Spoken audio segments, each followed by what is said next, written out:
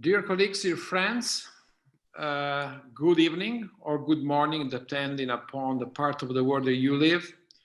And welcome to this webinar, Lessons from the Pandemic to Change the Hospital Model. My name is Nicola Montano. I'm an internist from Milan, and I'm the current president of European Federation of Internal Medicine. And this webinar is organized on behalf of our organization and has been strongly organized by Professor Luis Campos from Portugal, who is the chairman of the Quality and Professional Issues Subcommittee of our federation. So first of all, I would like to thank Luis very much for having organized this. So this is, all of us are now involved in the second wave of the pandemic. And this is eaten the whole world in very badly. And we are experiencing a lot of changes, sometimes dramatic, sometimes less, in the healthcare as well as in the hospital model. So the attempt of this webinar is try to figure out a way in which we can gain some insight and new learning from what's happening in order to see what we can change in our healthcare and hospital models, both in terms of, not only in terms of resources, human resources, or organization, but also in terms of hospital architecture. And we will have four speakers, four prominent speakers. One will be Luis Campos from Portugal, and the other one is Professor Giorgio Costantino from Italy, and Dr. Eve Edelstein, who is with us from San Francisco, and Professor Xavi Corbella from Spain. Each of them will talk for 15 minutes. And at the end, we will have half an hour of discussion, and you can type your question in the Q&A box, and then I will resume them and propose to the speakers. So it's my pleasure now to start the webinar, asking to Professor Luis Campos, who is a prominent internist from Portugal. Is a chief of the internal medicine department of the San Francisco Xavier Hospital in Lisbon, and advisor of the General Directorate of Health, and it has a lot of national advisory positions in Portugal. So it's a pleasure to ask Luis to talk about the hospital organization in terms of health management and human resources. Please, Luis. Hello, everyone. Hug from Portugal to all the participants in this webinar, and also to you. And I want to salute the other colleagues of the panel and to thank them for accepting to participate in this webinar. So I will share my screen.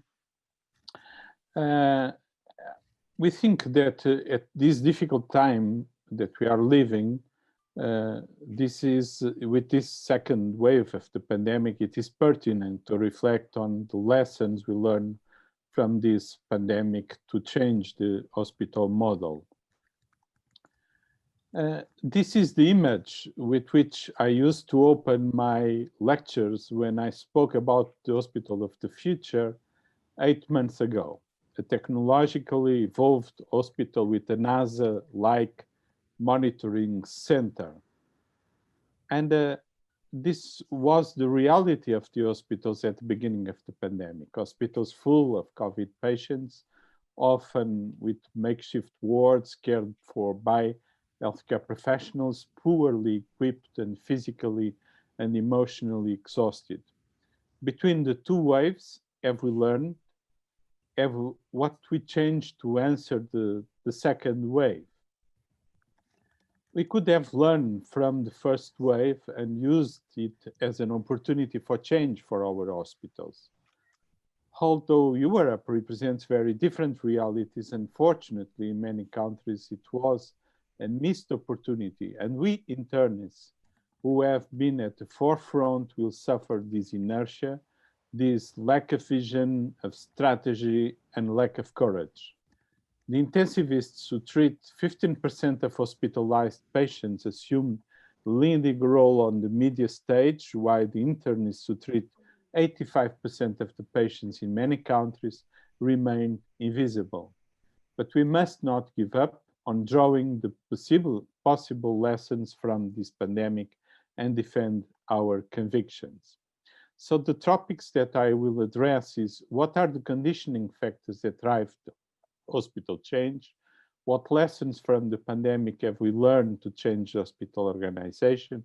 And what lessons from the pandemic to realign human resources in the hospital?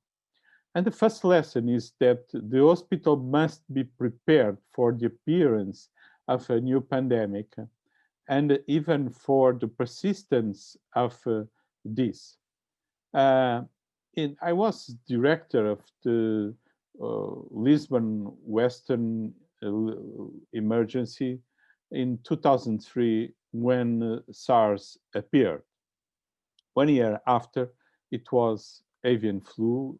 After the HNU, H1N1, MERS-CoV, Ebola threat, Zika virus, new Ebola threat, SARS-CoV-2, and we have new virus on the horizon, the swine virus, Nipah virus, Marburg virus, and many others. So this is the first lesson.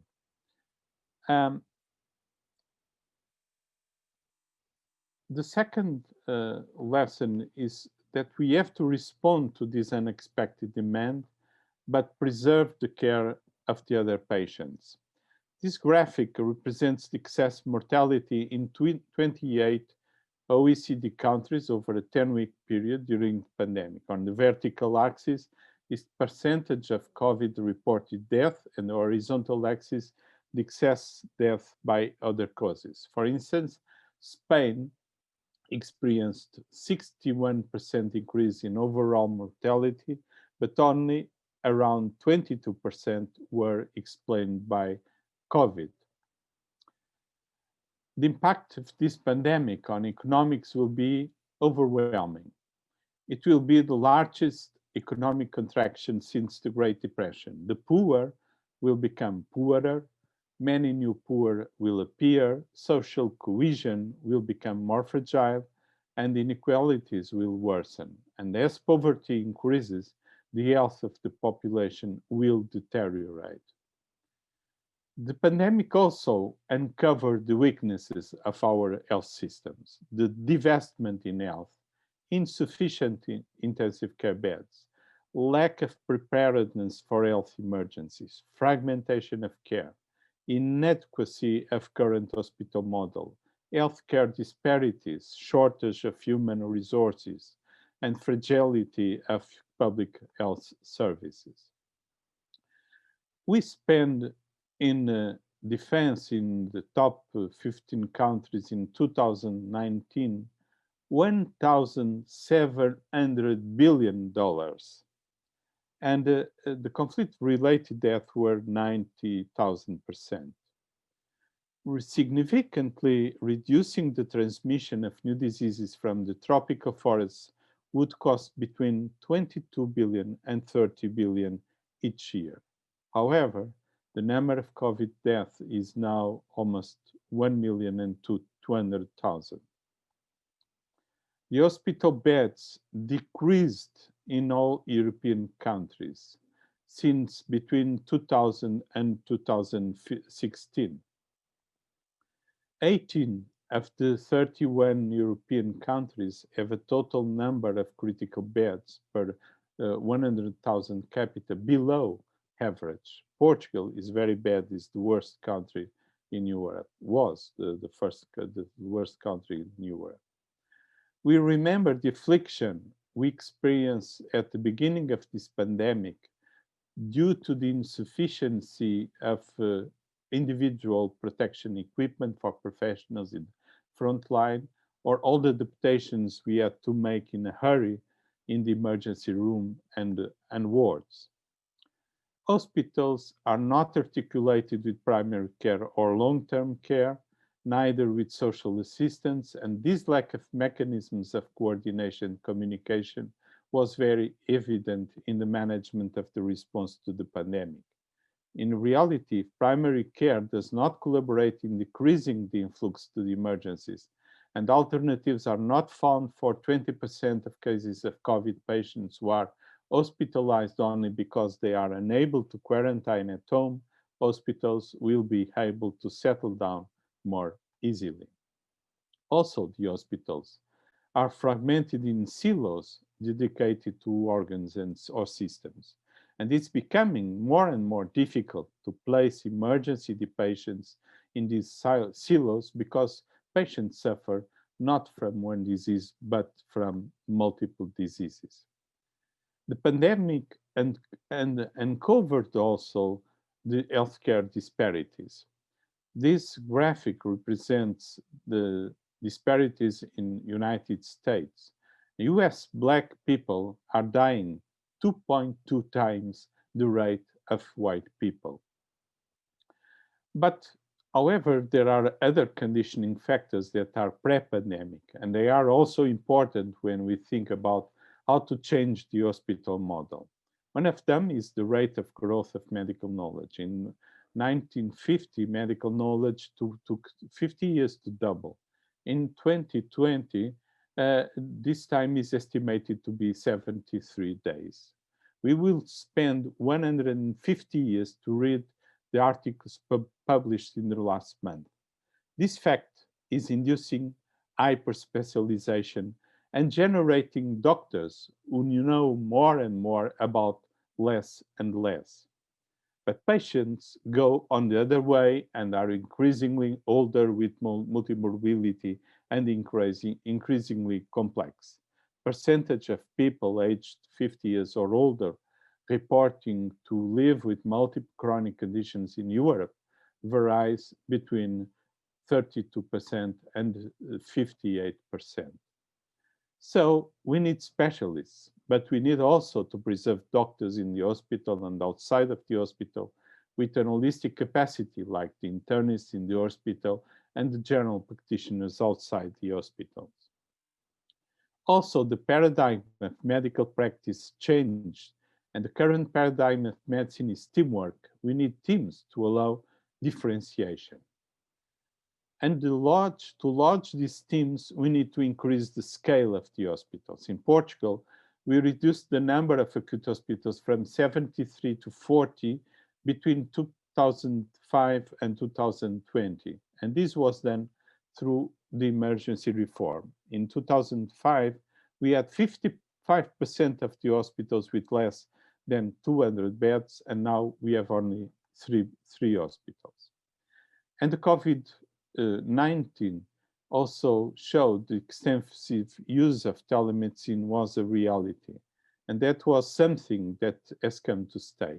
Telemedicine will be strengthened in the new hospital model. Second topic. So, what lessons from the pandemic have we learned to change the hospital organization? Well, the principles to guide hospital change, we have to be prepared for health emergencies. The hospital should be patient-centered, efficient, to implement matrix organization, to separate acute and programmed patients, to optimize ambulatory care, to be quality-focused, to be scalable and convertible, to be safe, to be connected, to implement virtual health technology, to be multifunctional, green, implement healing environment, and integrated. We must have contingency plans for disaster or pandemics, even if this means to build the so-called fun-kind hospitals outside the hospital in order to manage infected patients outside of conventional hospitals as it happened in one. Pandemic. Hospitals should maximize infection control and preserve scheduled activity. But I believe that Yves Edelstein will speak about this. We have to implement medical departments managed by internal medicine where acute patients can be admitted. And the same solution is advocated in the report of the Royal College of Physicians published in 2013, which was the result of a commission chaired by Sir Michael Rollins. The implementation of a more matrix organization with a department model is something that is happening in several hospitals like the Karolinska Maastricht Hospital and the Hospital Clinic in Barcelona. Karolinska, for instance, implemented 7 departments: aging, cancer, children and women, health, heart and vascular, inflammation and infection, neuro and trauma. A medical department does not have to be a huge ward, but it must have units for specific pathologies with differentiated professionals and protocols. The patients will have better outcomes, and this leverages training and research. Also, co-management of patients in surgical services is increasingly necessary due to the type of patients who are hospitalized there. Medicine has a tendency to be more and more ambulatory, with implementation of day hospitals, hospital at home, integrated care units, and quick diagnosis units. And internists, with their ability to coordinate, are the best specialty to lead these programs.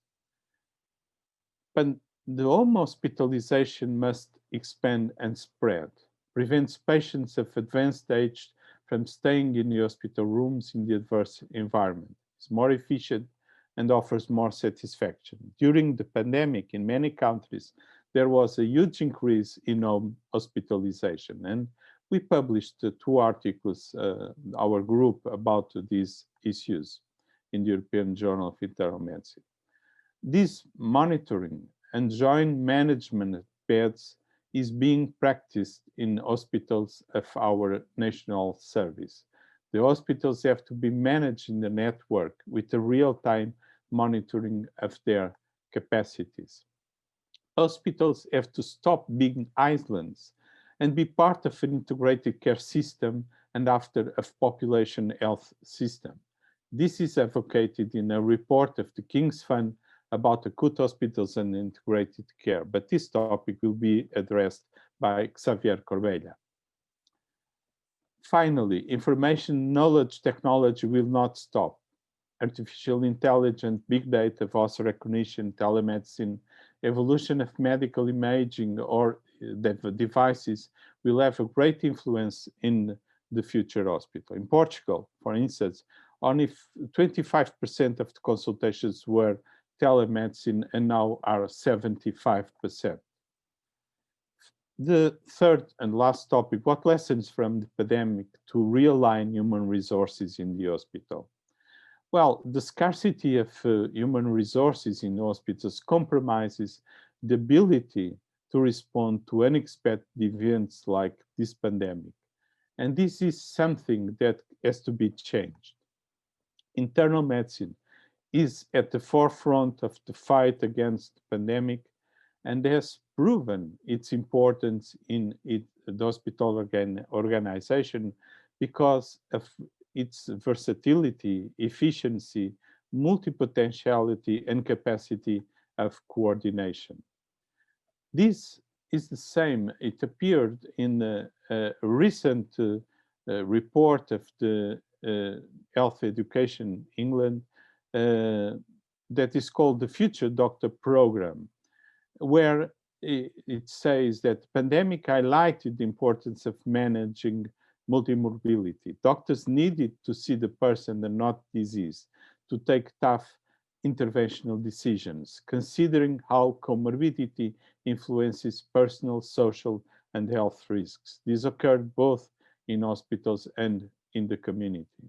And Professor Wendy Wright, that is the CEO of Health Education England, says that the challenge, a collective change, is to make to shift in the medical education from a system that places disproportionate value on specialism to one that recognizes crucial value in a generalist. And in the United States, the role of the general internist, which is a more prevalent model like in Southern European countries, is driven by hospitalists. In a report of the Association of the American Colleges published in June about the physician demand to care old patients, hospitalists are the specialists whose demand will grow most until 2033. However, the care team includes other professions and all of them are important. For instance, between 2000 and 2016, the number of nurses grew in almost all European countries. However, there's an important variation, and this OECD report shows the number of nurses is insufficient in many countries.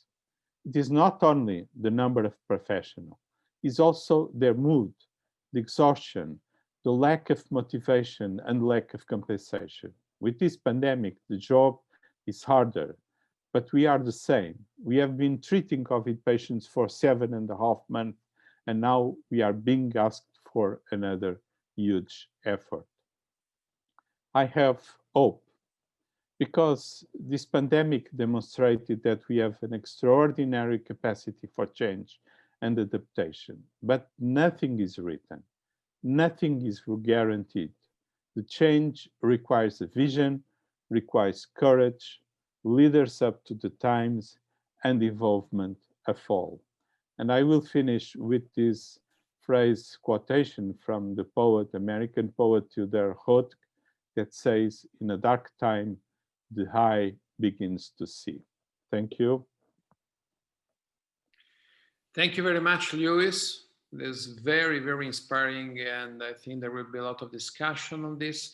So now I would like to move to the next speaker, who is Professor Giorgio Costantino. Giorgio Costantino is Associate Professor of Internal Medicine at the University of Milan and is actually the director of the second largest emergency room here in Milan. And so with him, we are at the heart of this COVID matter. So Giorgio, please. Thank you very much.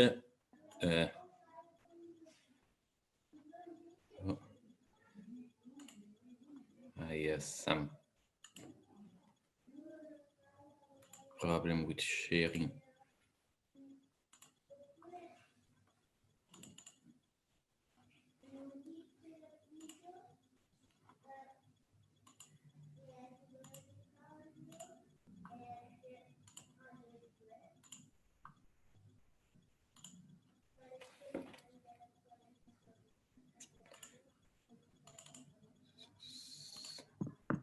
Sorry.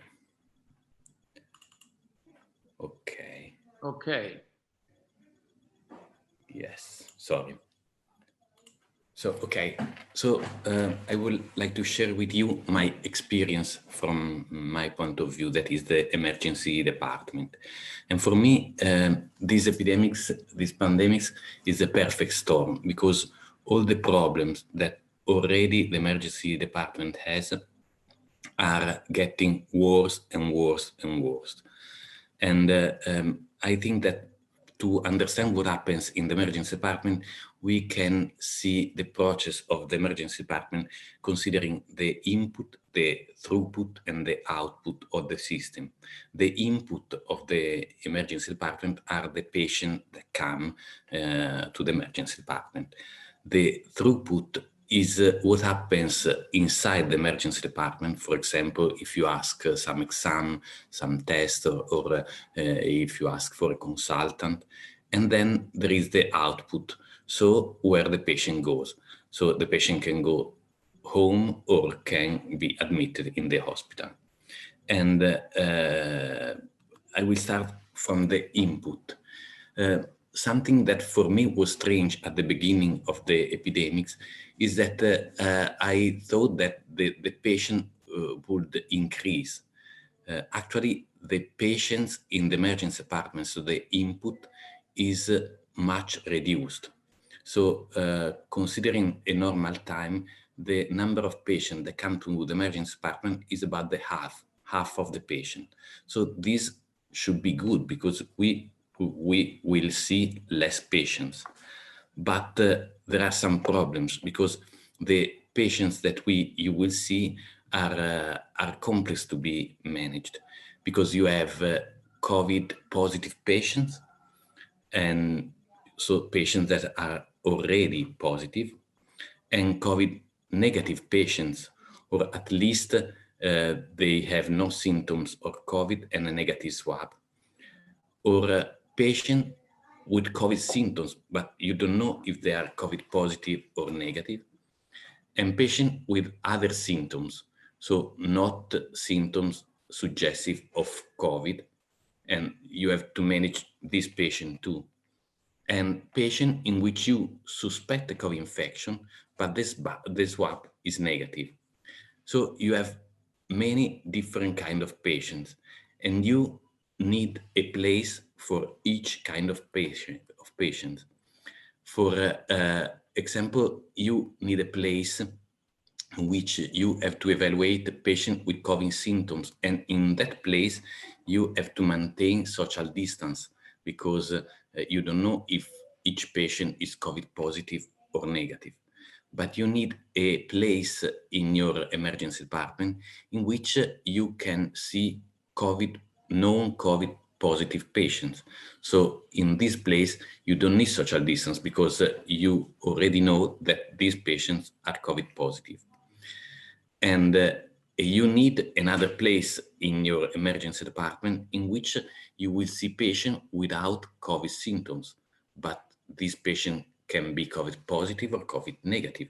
So you need social distance, but it's a place different from the previous one. And then you can have some patients that are non-COVID negative, so you have already swab results that is negative, and some patients that are gray, so that can have some symptoms of COVID but a negative swab, and this patient should be in a place different from any other. So you need a lot of different places that is very difficult to obtain in your normal usual emergency department. So the other things is that while the total number of patients is reduced, the severity of the patient usually is increased. For example, in a normal situation in my emergency department, considering only surgery and medicine patients, we admit about the 15% of the patients, while during COVID epidemics, we will admit about 50% of the patients. So most of these patients are more severe. The other things is that the patients that you will see are not always the same. So sometimes you will see more suspect COVID patient, while sometimes you will see less suspect COVID patient and more green patients, so patients that probably are not infected. And so these will change from week to week, sometimes from day to day. And so you need a lot of flexibility to change your organization considering this change in epidemiology. Also, the checklist that you will use to discriminate patients as suspect COVID or not suspect COVID will change according to epidemiology.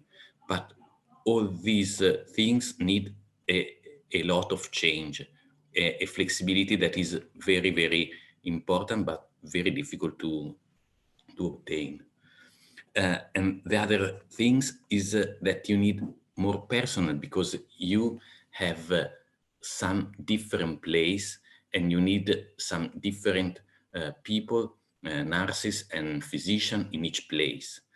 And the other things is that from one point of view, you should protect the patient, because if you don't know if a patient is COVID positive or negative, you should change all your personal equipment, protective equipment between one patient and the other.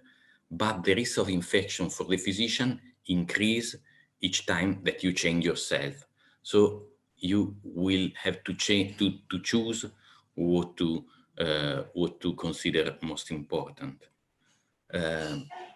So the other things that probably someone could not understand, that you will need more space and more personal while you have a reduction of the number of admitting patients in the emergency department. So someone could say, but before you saw about 150 patients a day, and now you see 70 patients, and you are asking me more personal and more places. This is not correct, but this is the reality.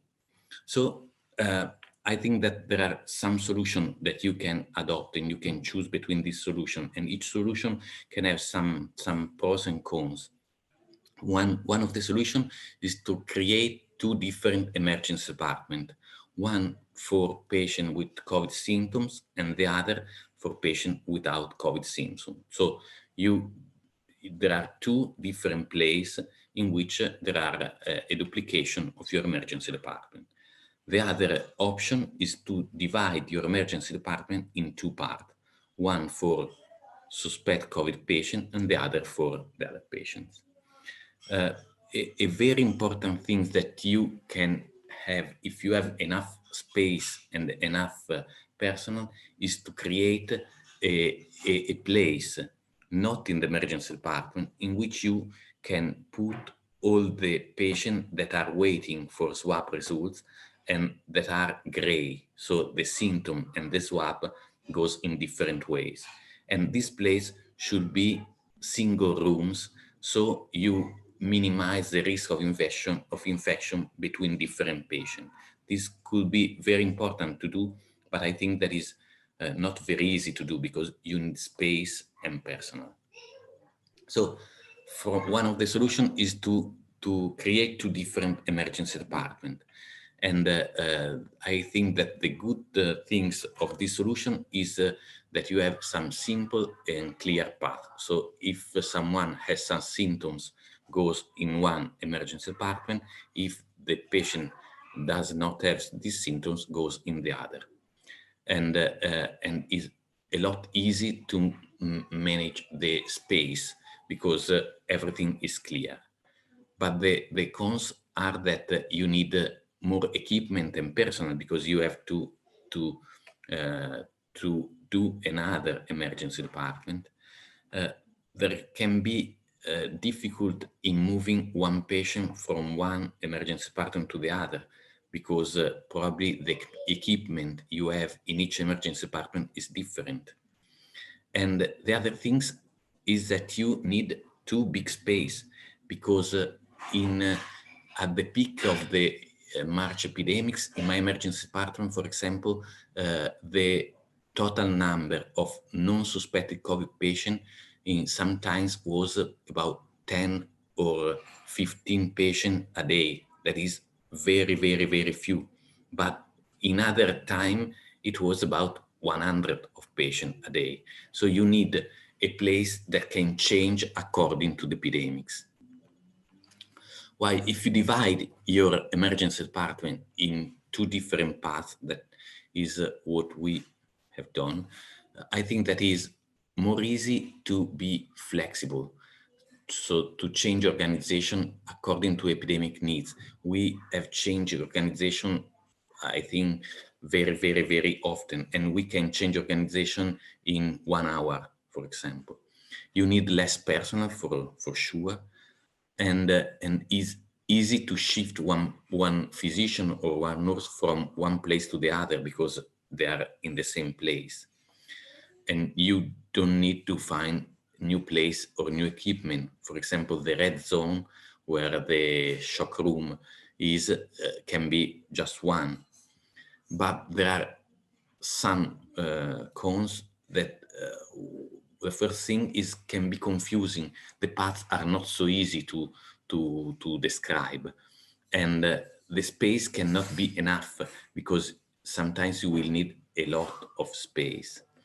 And probably I think that is more stressful for the personnel because the personnel see the organization and the spaces that change from one day to the other.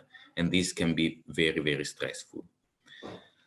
Then I think that you have the throughput, and also this is the perfect storm, because if usually the throughput can be a problem, because to ask for a computed tomography or for an X-ray can take time, and more time the patient stay in the emergency department and more problems the patient will have and the emergency department will have, in this case is also worst, because you have time for test. And at the beginning of epidemics, I don't know your experience, but the swab could take 24 hours or maybe more.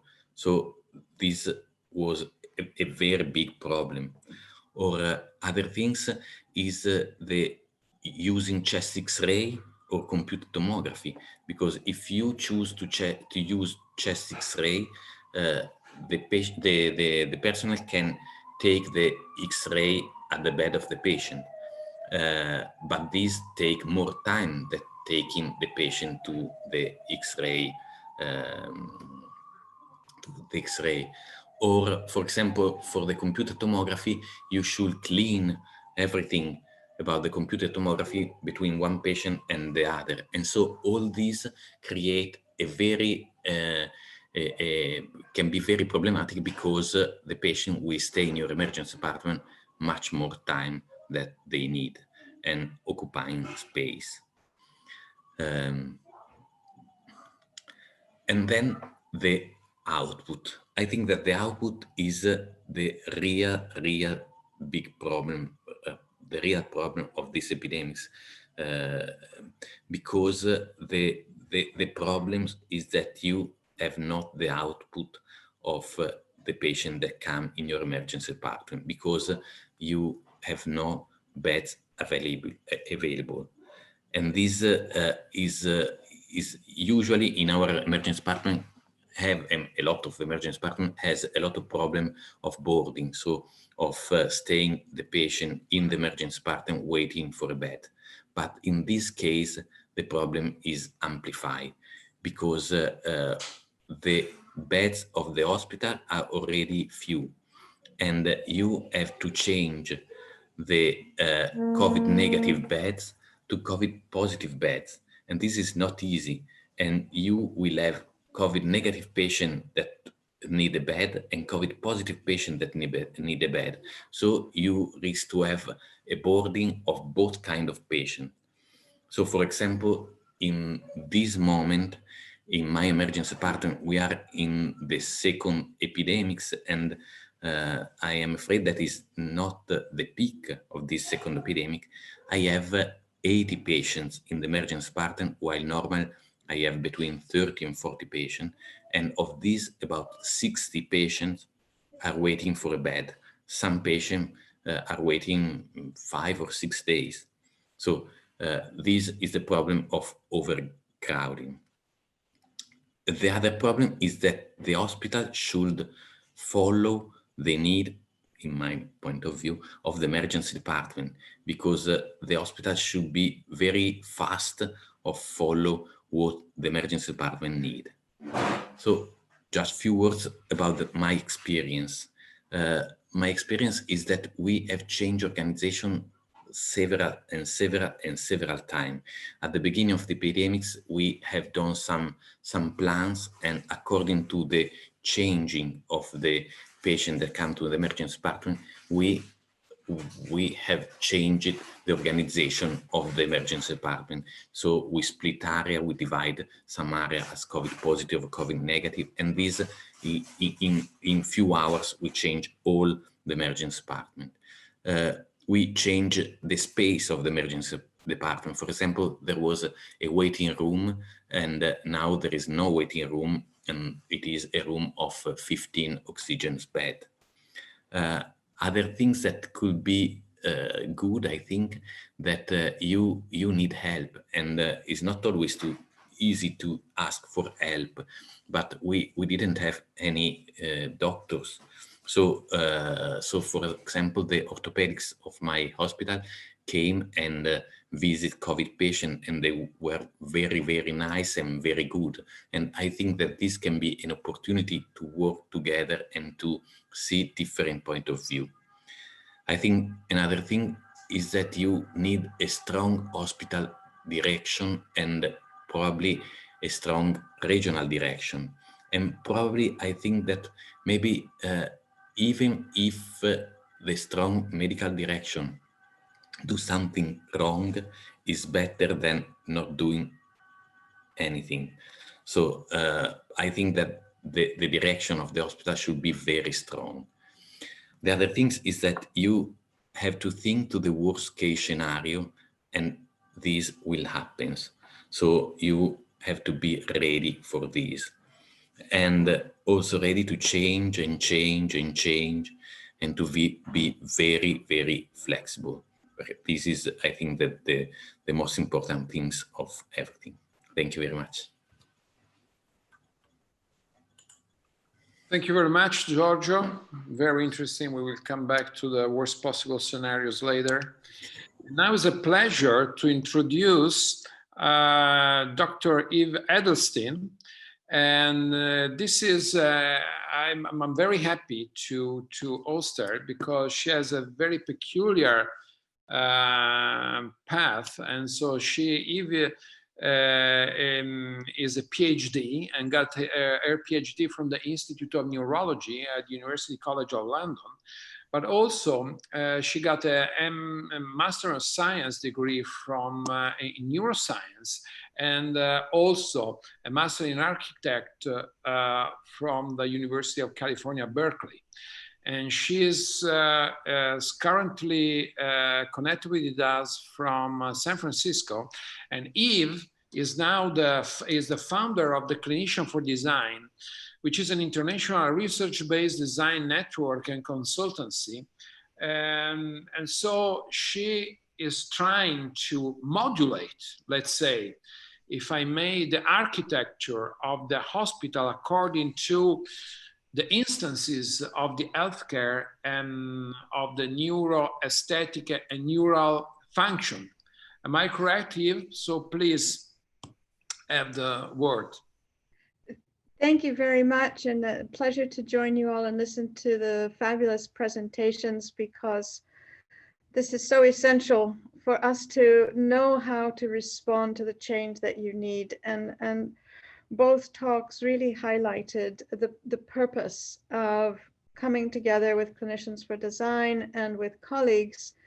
Architects cannot understand firsthand what you need. We're all learning together, and their training often doesn't afford them the opportunity to translate publications. And so my purpose is to learn from you and to be able to react and respond very quickly to help the entire world to understand what our design principles must be. So let me share my screen.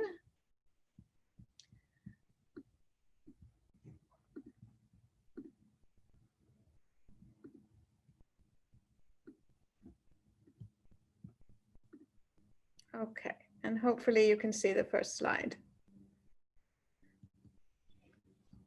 So our work in January and February began with the American Institute of Architects as we were trying to stand up principles and guidelines for creating very large scale, either COVID centers or areas where non-COVID patients would be served, much like the Nightingale Center in the United Kingdom.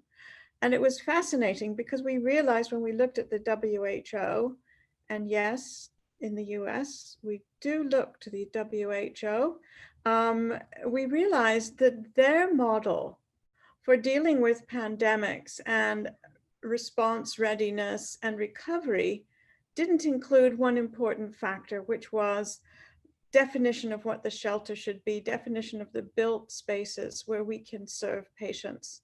And so we assembled a frontline group of clinicians, medical doctors, surgeons, nurses, therapists, and hospital administrators to try to build a set of principles that many could follow. This was in the very early days, and we learned from what we had read from others coming out of Italy and China,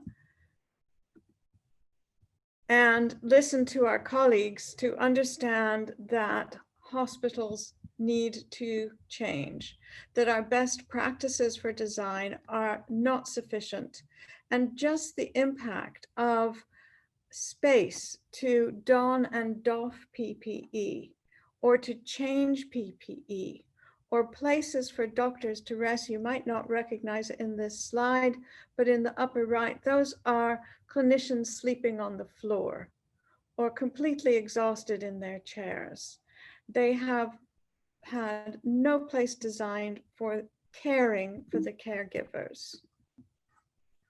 And so we looked at the existing evidence and spoke to experts on how to think about patient movement, how that interacts with places, and in particular, hospital design that served the providers, not just for donning and doffing and their experience, but also for the changes that evolved as people were taking care of this wave of patients.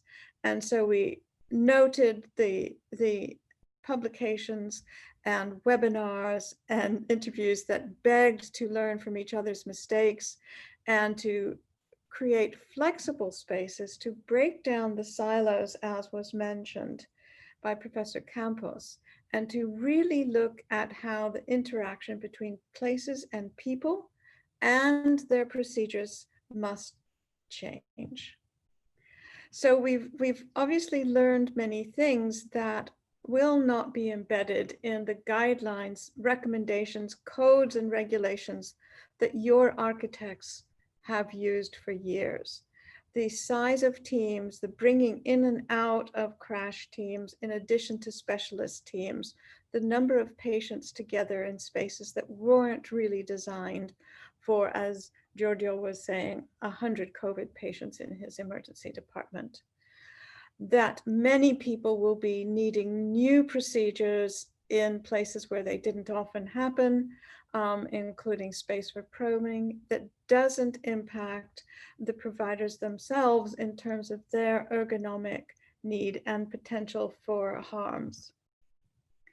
And to go beyond the traditional air handling recommendations, where you have negative pressure spaces to move airborne organisms out of a particular room, and then you go into the operating room, and now you have a positive pressure situation where that air is simply being pushed out into the corridor, let alone thinking about aerosolization procedures where we know that this equipment in an operating room is not clean top to bottom, but an anesthetist might have to wash their hands 100 times a day simply to move from one procedure or interaction to another.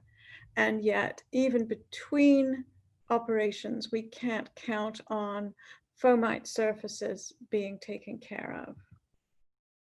And then, of course, it's taking care of you, that your health and well-being are intertwined with patient outcomes. And so rarely have we designed spaces, even in our newest, best, highest budget hospitals, have we created spaces where clinicians can rest. So a lot of our procedures have looked at lean techniques where we seek to have supplies and deliver just in time and spaces for staffing just as needed. And we're really realizing that this works for designing workflow in a car factory, but not necessarily in a hospital, certainly not with these major events. And so we went through and categorized the major categories and created checklists so that hospitals and teams and architects could look at what needs to change now and learn more about how we must serve function in our design. And these many categories are familiar to you all, but the sad truth is they are not familiar to most design teams. And as Giorgio pointed out, places and silos and people and staffing all interact and must be highly flexible. There are ways to design around this, and we can begin with learning from you. So Clinicians for Design brings together regular workshops. We also bring bespoke working groups so that we're thinking just about your hospital or just about a place, just about an operating room, an emergency department, an intensive care unit. And in 2017, we discovered how little we knew about what keeps doctors up at night. Circulation paths, room layout, sound and light and infection control were then being described as the problems that they faced. And yet architects felt that they understood this, that they had these design principles already solved. And we know that those principles have not served us. So if you looked at the plastic screens that were placed between our two vice presidential candidates in the US, they were simple arches of plexiglass. And I couldn't believe that this was what recommended to separate each other from an airborne disease. And if I can bring a moment to laugh, the fly that was able to float from one location to another and landed on Pence's head was attracted more attention than the debate itself. But the point is, nobody was paying attention to a coronavirus being able to move through a ventilation system across this space. And so we developed a strategy so that we can understand each other's needs and then roll this out in context specific. Each hospital will be different. Each system will be different, and each region will be different. And so it's wonderful to create these very high level rules and guidances, but we know that when it comes to each facility, what's imperative is that we hear from the clinicians, we hear from the internal medicine doctors and everyone on the design team to really change. So just a few examples about how we can think differently. We went inside and have done on-site studies that can inform design change now. For example, we know that in healthcare environments, sound rarely meets WHO standards. Impulse sounds can reach 120 decibels. We also know that that leads to hearing loss onset. Now, this is the general community that shows that 20 to 40-year-old men acquire hearing loss at the same age, at the same time as 40 to 60-year-old men. Women are catching up. This noise-induced hearing loss is a huge impact when you're inside of a healthcare environment and doing many, many procedures and now wearing several layers that impede both sound perception and visual perception of speech, which significantly improves understanding what colleagues are saying. I did these recordings on the right in an emergency department at shift change, and everything under 80 decibels would not have flagged changes due to noise-induced hearing loss regulations. Everything in green was from impulse sounds, the sound of the ambulance, the alarms from bedside care, and at shift change under the blue arrows, everyone had to raise their voice to be heard above the cacophony of sounds that are required in care. And you'll see that those levels reach between 110 and 120 decibels. This is equivalent to the sound of a jet engine, and we know may induce hearing loss, noise, and reduce speech perception. We also know that these sound environments increase not only your psychological stress, but physiological indicators of cardiovascular risk. And so we've gone in with some new equipment that can actually move into an active space and map the sound distribution the intensity and frequency and the location of sound sources, which is very different to what most acousticians do. They go in and they average sound levels, and they don't even discern where the sound is coming from. Here we took a 360-degree globe and then, like a Magellan's map, flattened it to see an entire ER, and then understood where the hotspots of sound were. You see in the yellow circles. And then we moved equipment and we masked different spaces with different physical instruments that we could move around the room, and then use architectural principles to change materials and dimensions of the rooms to modify this. You'll actually see here that the sound in the lower right, in the yellow dot, is from an IT closet where the computer fan was housed, and it was bouncing right up onto the ventilation system above the anesthetic cockpit. And that was then distributing noise down on top of the anesthetist. And our studies showed that from the circulating nurse position to the anesthetist position, there only 3 words out of 19 were heard correctly. This was a list from the sound alike medication error list. And so we know this might impact health and medical outcomes. Similarly, we know that the lighting is inadequate for human health and cognition and mood. And the AMA recently reported that they were as concerned by this all-on bright light and lack of darkness, which we know is important for the effectiveness of the melanopic system and the circadian system, and seems to be related to carcinogenic effects. We know that this may exacerbate many disorders and even have concern about intensive care psychosis. We've measured in controlled experiments highly significant changes with just 15 minutes of different exposure to light, and we understand that it's not just blue light, which you see as having an impact here on heart rate variability, interbeat intervals, but you also see that when red light was on, it was much more effective at situational awareness and allowing the heart to relax as it should, and then engage only when involved in a cognitive task, which you see in this bottom point of the peak. So the heart was responding in much more appropriate ways. And we can change these things quite quickly. It's low-hanging fruit.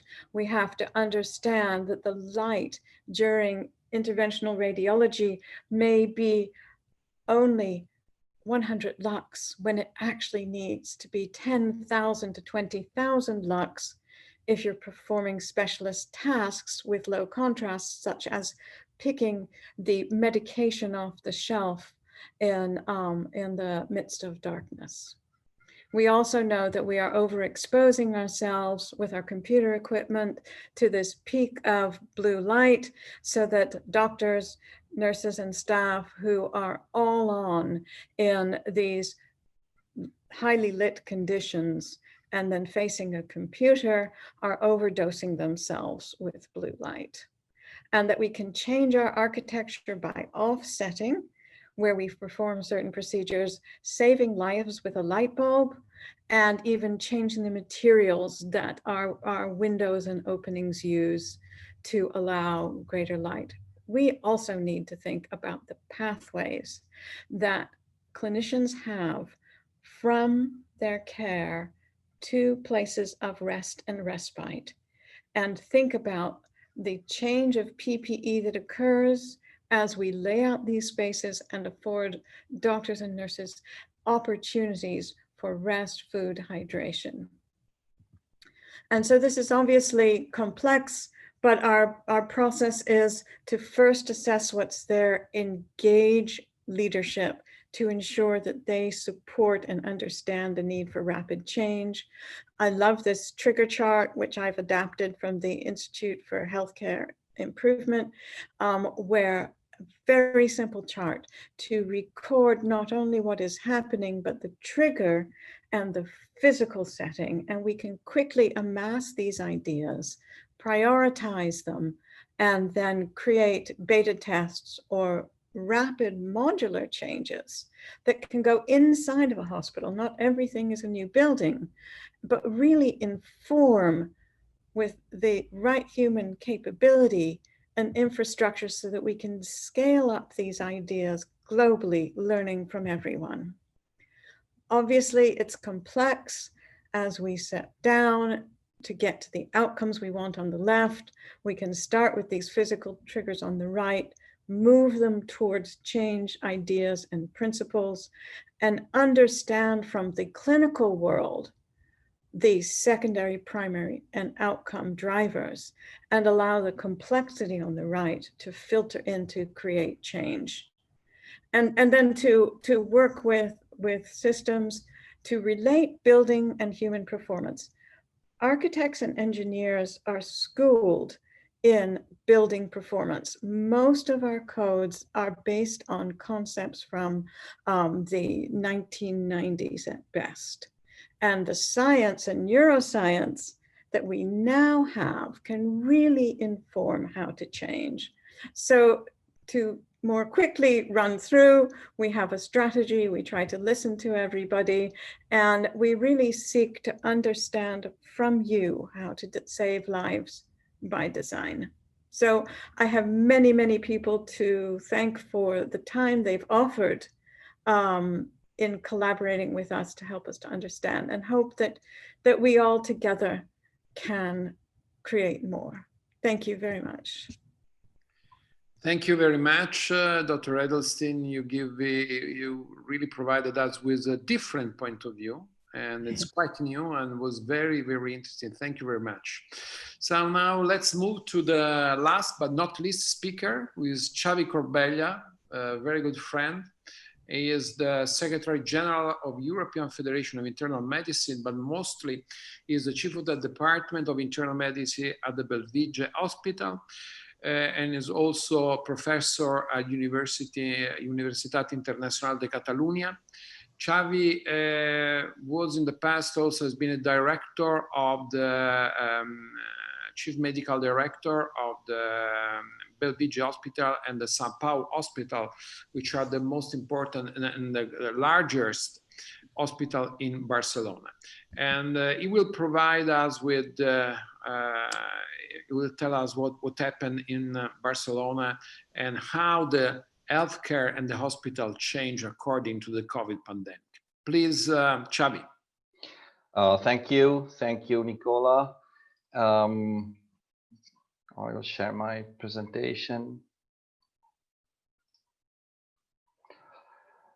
So thank you very much for inviting me. I would like to thank Professor Nicola as the current president of the European Federation of Internal Medicine, and all the team of the subcommittee on professional issues and quality of care, and the chairman of this subcommittee, Professor Luis Campos.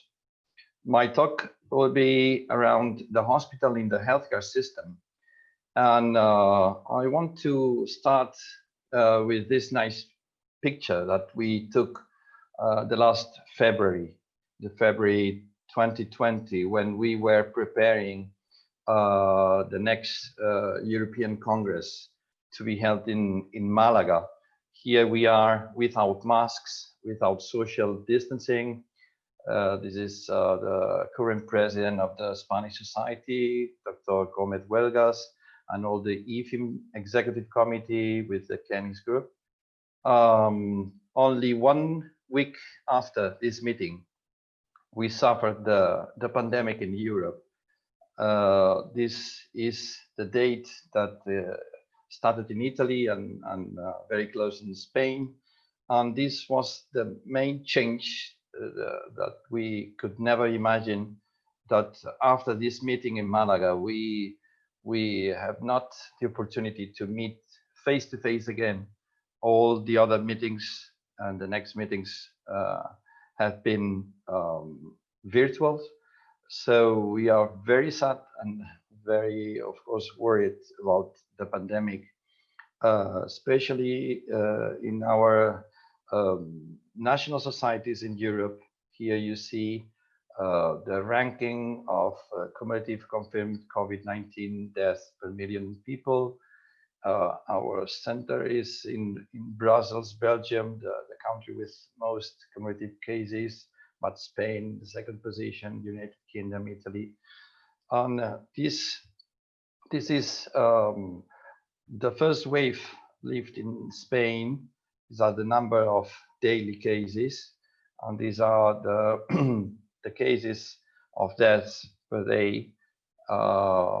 This has been the first wave, and we learned a lot of things during this period. Basically, we understood many of the physiological changes that COVID-19 produce in our patients. This is the famous picture explaining the 3 stages of the disease. Well, these are the treatments proposed, and now we know more that these antivirals are ineffective, most of them, and the role of immunomodulators. So this has been at the micromanagement level in the clinical practice. This has been lessons that are now very useful to face the second wave. As you can see in Spain, the number of deaths of the first wave is clearly reduced during the second wave. So we learned how to treat patients. We learned a lot how patients have to arrive to our emergency departments.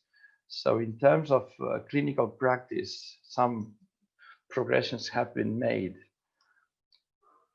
The other level of decision making is regarding the meso management, what hospitals have to do, what hospitals have to change, as has been very well exposed by Dr. Edelstein. And in our case, meso management deals with the hospital capacity, how hospitals can work at or above capacity, the role of healthcare providers, the role of the infection control equipment, supplies, spaces, and other policies, the visitor access or the patient information protocols. But I'm talking about macro management, the healthcare system, which is the role of hospitals in the healthcare system. In the macro management decisions around the pandemic, governments had to decide about public health measures, movement restrictions, lockdowns, or closing selected business, or all those measures regarding social and economic measures.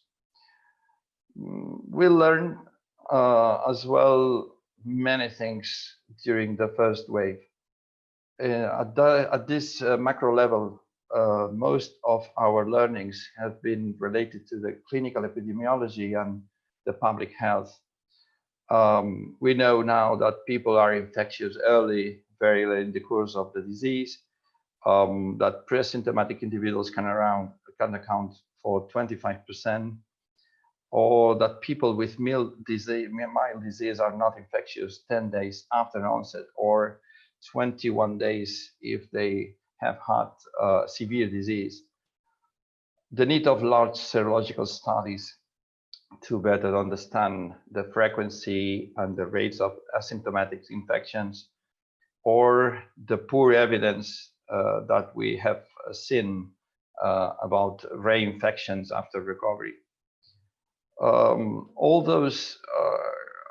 these learnings have been transferred to governments and individuals to design some control and preventive measures. Government-dependent measures are, of course, avoiding trips or delaying big events, to close business, to limit the size of in and outdoor gatherings, or all those strategies to facilitate teleworking and video meetings, or to reinforce cleaning and ventilation. All those are alternatives to the education sector, avoiding unnecessary hospital and nursing home visits, etc., etc. At the individual level, all of us understood that we have to stay at home, to try to apply voluntary self-quarantine if we have symptoms, or to avoid shaking hands and kisses, or to keep at least 2 meters distance, or avoiding public transportation at peak times. The summary is to wash our hands, to wear face masks, to keep social distancing. But something wrong we have done during this summer, almost in my country, because the second wave arrived and was clearly bigger than the first one. Instead, that mortality rates are different and have been reduced, but the number of cases in newly infected are very high. So what we did wrong during the first wave? We reviewed some of our mistakes on the first wave, and we conclude that we did not move quick during this summer. We did not apply what worked to contain the first wave. We didn't consider that the hard part of the plan is not to implement it or to create or to design, is to follow up it. We didn't understand that the sacrificed civil liberties are necessary for the collective good. Or we didn't let scientists to lead the action plan instead of politicians.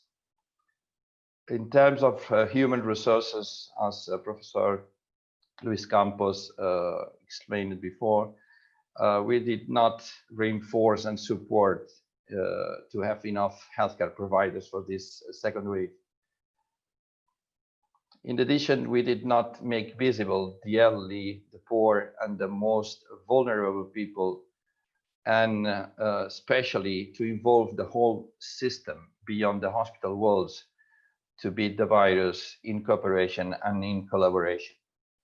The hospital, of course, in many public systems is the center of the system. And this is an important mistake in terms of healthcare management, because the coronavirus, of course, is beating the emergency department and hospitals, and those more severe and critical patients are arriving to the emergencies and the ICUs. But the system is, the whole picture of the system is more than that.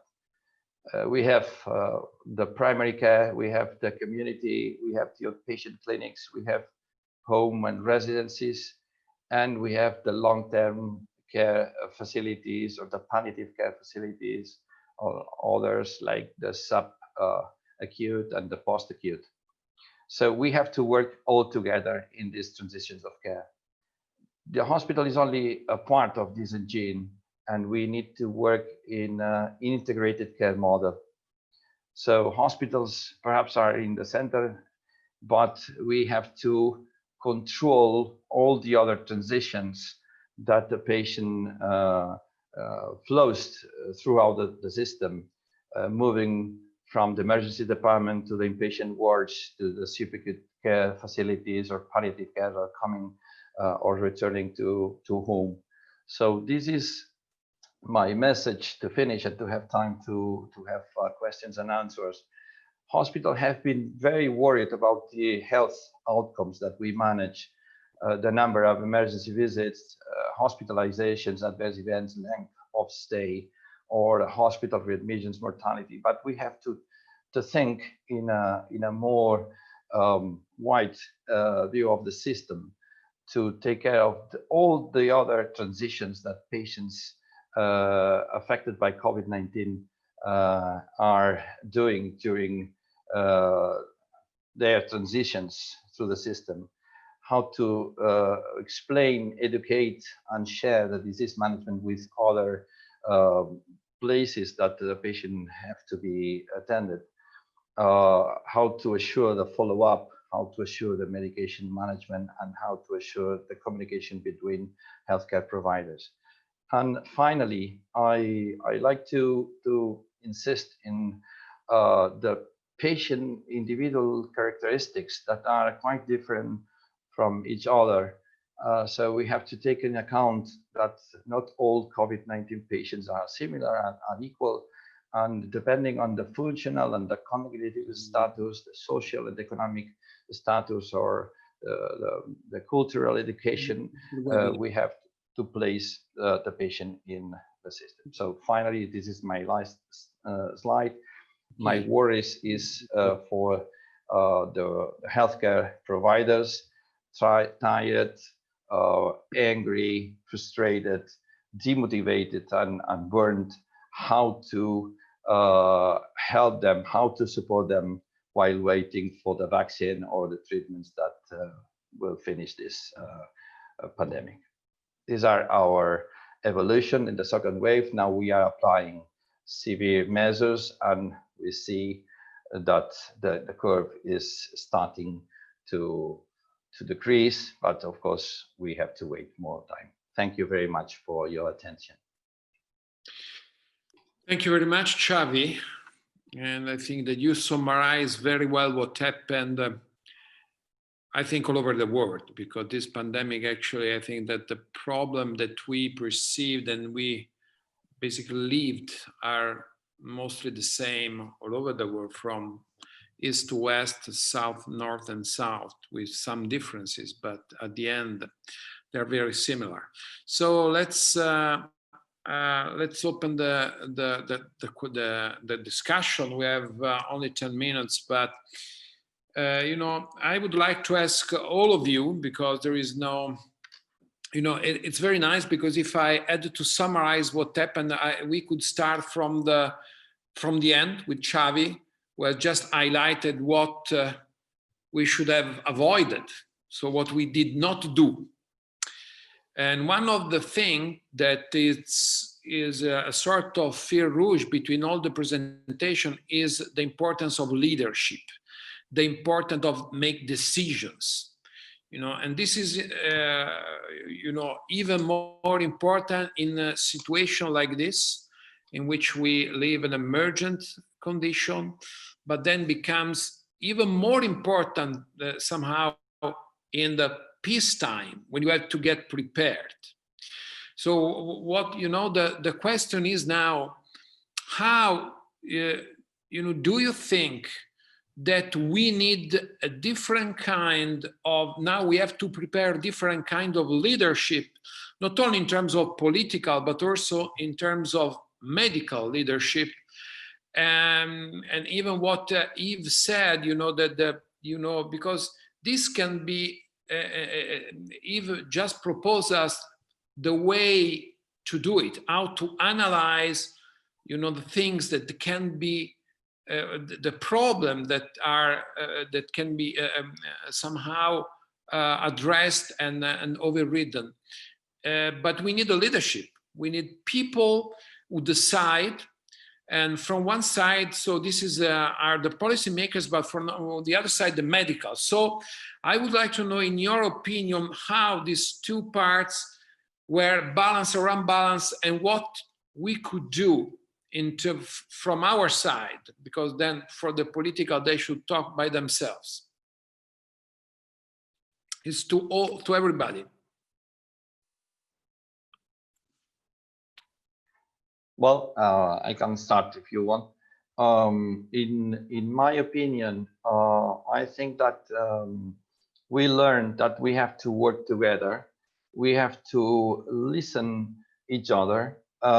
We have only the view of part of the problem, and the other professionals and the other agents of this picture have the other view. So we learned to be more able to work under uncertainty, to be more flexible, to be more adaptable to change, to accept that that the things planned could not work.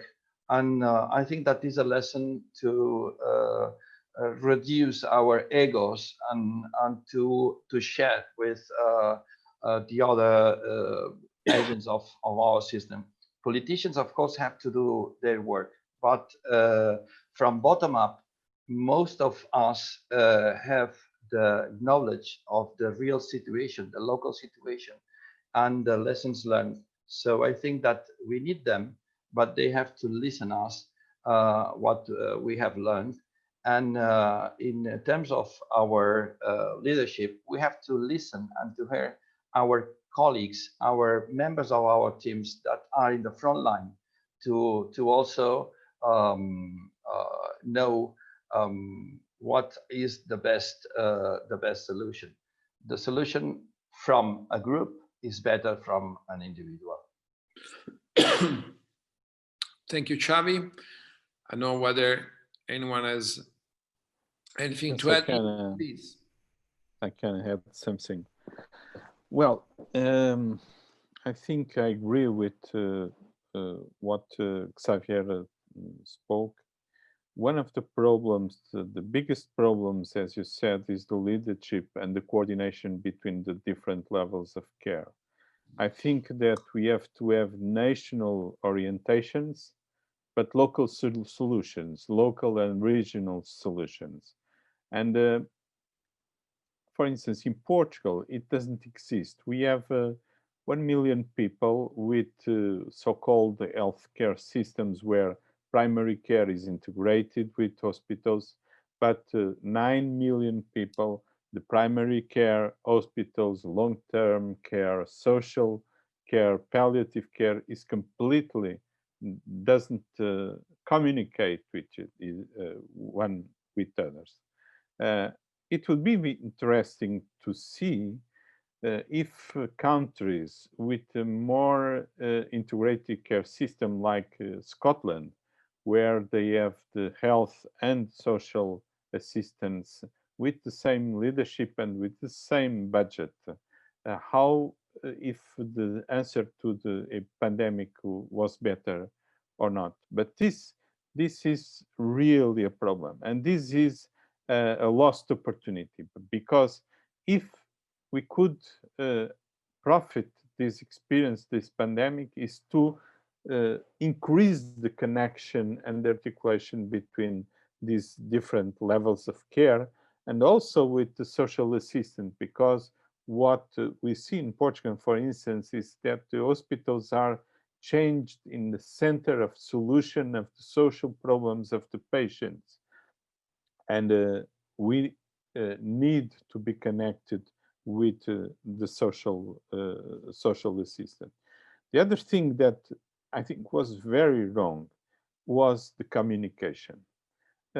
Our minister every day appears on the television saying the number of deaths, the number of patients admitted in the ward, the number of patients in the ICU, the number of infections. And this is the communication of the Ministry of Health. So we have not a good communication with the different targets that we should touch with young people, old people, with to have appropriate communication with the other these people. Finally, I think it's striking and very shocking to see how this period between the first wave and the second wave we didn't learn anything. We wrote an article about that in the Arte Médica Portuguesa that is peer-reviewed, about the need to articulate primary care and hospital and secondary care, because the hospitals will not support if primary care doesn't see the people with mild infections, and if we don't get alternatives to the social patients, COVID patients that we have in hospital, that stay in the hospital only because they cannot quarantine at home, I think the hospitals will collapse. Yeah. And this is this lack of preparation. Our plan for the winter autumn sorted out 1 week ago, and we are in the autumn, and it was not approved by the National Health Council. So as Xavier said in his presentation, we need leadership, coordination, but we need also a small task force that helps the ministry to take decisions based on evidence. And that is not happening in Portugal, and I believe that is not happening in other countries. Thank you very much, Luis. And I think that we are all in good company, because these are exactly the same thing that we are experiencing all over. So Eve, please, you had your raised hand before. Yes, thank you. I agree. We're all in the same boat, and perhaps the US is the greatest example of these mistakes. The only reason that our numbers are not greater than in Belgium is because there's been such a refusal to support testing. So we actually don't know our numbers. So I very much like this concept that was mentioned of a group is more powerful than an individual. And I certainly watched many different hospitals and institutions work on their own, even though they certainly had the opportunity to reach out to others, they were doing so individually. And so creating a task force that would help others to make a decision, and being very thoughtful about our communication. Certainly, communication has been very flawed, and the leap from science and medicine to public health, I think, has not served us well. And so people who are not schooled in any of those things are not able to make good decisions for themselves. So for me, and I put in the chat box, an international task force hosted by this group would be an example of something that I feel could have very rapid and immediate change and be highly respected. Certainly when working on the AIA task force, I was so thrilled that I didn't have to read every paper, even though there were fewer in February than there are now, but because I could have experts peer review and immediately say, this is a valid assumption, no, look elsewhere. And it makes it easier for us all to get the message out. Thank you very much, Eve. I agree totally. We have to say that sometime communication in this pandemic was science ... fiction. So, okay, so two questions, very specific, with please rapid answer to Professor Campos from Greece. First of all, congratulations for the presentation. How can we internists persuade our hospital administrators to involve other specialties in the care of COVID patient? It has been difficult to do so in Greece. Luis? With money? Well, I think it's difficult because at the beginning of the first wave, everybody was enthusiastic and they collaborated and so on. But after 2 months, they went away and they returned to their normal function and the normal care.